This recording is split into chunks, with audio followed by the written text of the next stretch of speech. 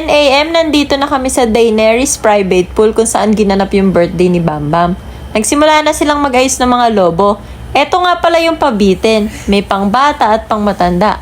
Merong mga tinapay, pera, candy, chichirya, meron ding ketchup, kape, creamer, noodles, at delata. Ang sakit siguro sa ulo nun pag nabagsak sa'yo. Char. May basagang palayok nga din pala, kaya may dalawang palayok na may lamang mga candy at chocolate. Nakakadami na talaga ako dito ng choco-choco. Pink and violet nga pala yung pinaka-motif na color. Nagpipicture na din yung photographer ng mga gamit ni Bambi. Nagme-makeup na din yung clown. Eto namang mag-daddy, nagsimula na din mag-swimming. Sinusulit na nila kasi mamaya pag party na, bawal na mag-swimming.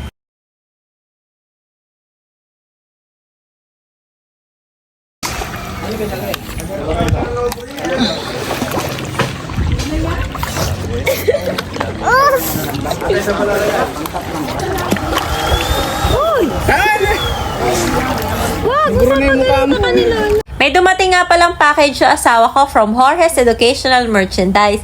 I love mathematics at spelling game. Una na tong I love mathematics. Best ito for kids ages 3 years old and up.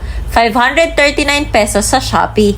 Maganda yung quality nitong placards. Hindi siya manipis, na bandaning mabale or ma-fold. Ang ganda din ng colors niya. Ang isa pang maganda dito, okay na okay sa mga batang nag-uumpisa sa puzzles dahil may basis na sila dahil same color yung number at yung paglalagyan. Hindi into puzzle si Gio. Dahil mas interest talaga ni Gio mga physical activities. Meron nga din palang addition and subtraction placards na kasama. May kasama nga din palang wooden sticks na gagamitin ng mga bata sa pag-add at pag-subtract. Pero hindi pa kasi kaya ni Gio. Pero nagagamit naman namin tong stick sa pagbibilang. 3 red sticks.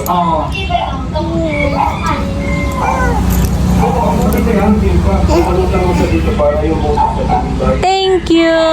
Kuya. Give mommy 2 color blue sticks. Sige. Ay, 2. Very good. Next box ay etong spelling game. May letters at placards din nakasama. Ang nagustuhan ko dito yung picture ng mga animal or bagay o kung ano man yung ini-spell. Buhay na buhay kasi yung color kaya catchy sa mga bata. Oh, alam nyo na ha? Link in bio.